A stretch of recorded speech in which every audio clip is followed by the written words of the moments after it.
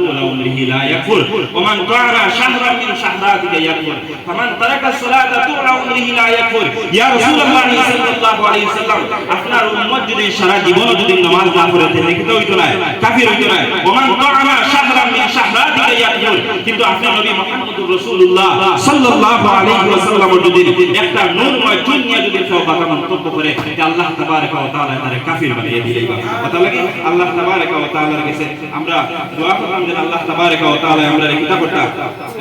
আপনার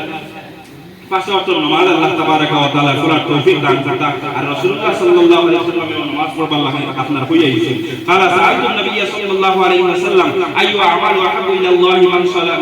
قال صلاة لوقتها ثم أي قال ثم بر الوالدين قال ثم أي قال الجهاد في سبيل الله وهي حديث ما شنو আমি তাই স্পিডে হইয়া এই হাদিসের মধ্যে আল্লাহ রাসূল সাল্লাল্লাহু আলাইহি ওয়াসাল্লাম কইছেন সবচেয়ে বড় উত্তম হইল কি হযরত আব্দুল্লাহ ইবনে মাসউদ জিজ্ঞাসা করেন ইয়া রাসূলুল্লাহ সাল্লাল্লাহু আলাইহি ওয়াসাল্লাম